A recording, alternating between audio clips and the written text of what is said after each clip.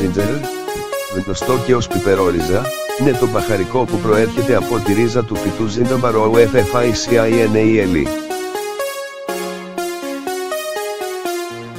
Χρησιμοποιείται εδώ και αιώνες στη μαγειρική και τη ζαχαροπλαστική χάρη στην ιδιαίτερη και ελαφρώς πικράντικη γεύση του, αλλά και ως γιατροσόφι για ποικίλες ενοχλήσεις, όπως η πόνη στο σώμα και η ναυτία. Ένας εύκολος τρόπος να βάλετε το ginger στη ζωή σας είναι να το προσθέτετε σε νερό και να το απολαμβάνετε ως ζεστό ή κρύο ρόφημα. Ωφέλη για την υγεία. Τα ωφέλη του ginger τεκμηριώνονται μέσα από αρκετές επιστημονικές μελέτες. Ενδεικτικά, μπορεί να βοηθήσει στα παρακάτω. Πόνος. Μελέτη που δημοσιεύτηκε πρόσφατα στην επιθεώρηση σε εφαλόρδια υπέδειξε ότι το ginger συνδυαστικά με τα παυσίπονα είναι πιο αποτελεσματικό για την αντιμετώπιση της ημικρανίας σε σύγκριση με τη λήψη παυσίπονων μεμονωμένα.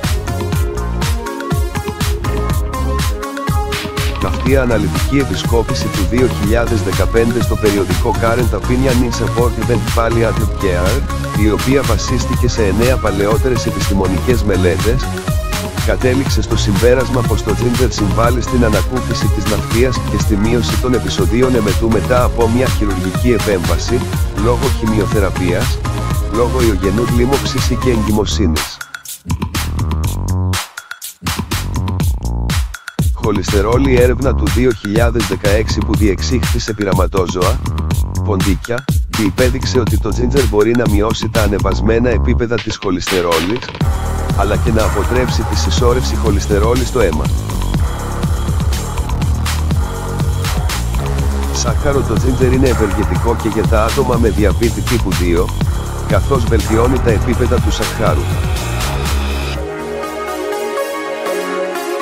Στο πλαίσιο κλινικής δοκιμής 12 εβδομάδων με τη συμμετοχή 41 διαβητικών ασθενών, οι ερευνητές χορήγησαν στους μισούς συμμετέχοντες 2 γραμμάρια ginger σε σκόνη ημερησίως, ενώ στους άλλους μισούς ψευδοφάρμακο, ομάδα ελέγχου.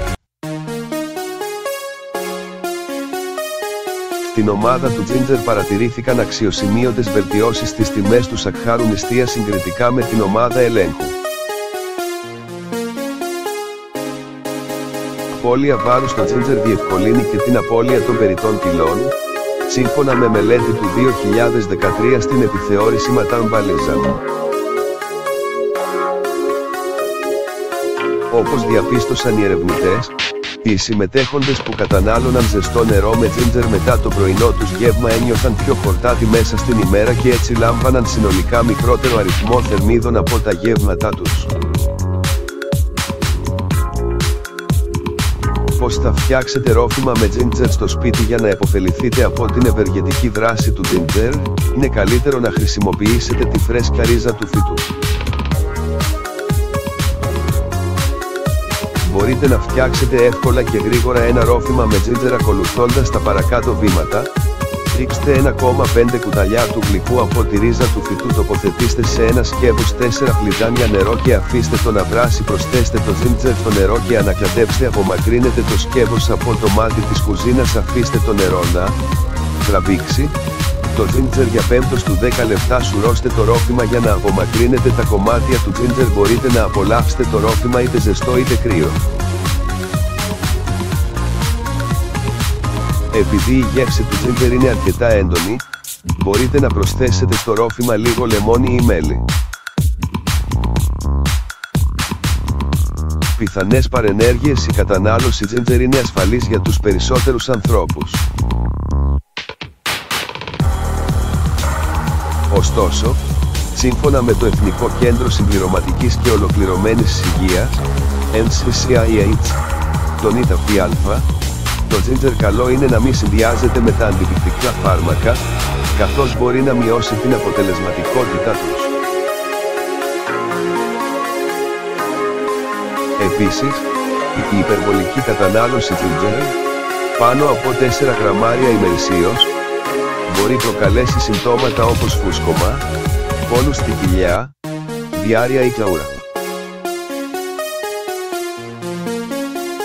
Όσον αφορά την κατανάλωση ginger στην εγκυμοσύνη, μελέτη του 2013 στην επιθεώρηση European Journal of Clinical Pharmacology, το οποία αφορούσε 1,2-0 γυναίκες, υπέδειξε ότι το μπαχαρικό είναι αποτελεσματικό για την αντιμετώπιση της ναυτίας και των επεισοδίων εμετού χωρίς να αυξάνει τον κίνδυνο προώρου τοκετού ή άλλων επιπλοκών στην εγκυμοσύνη.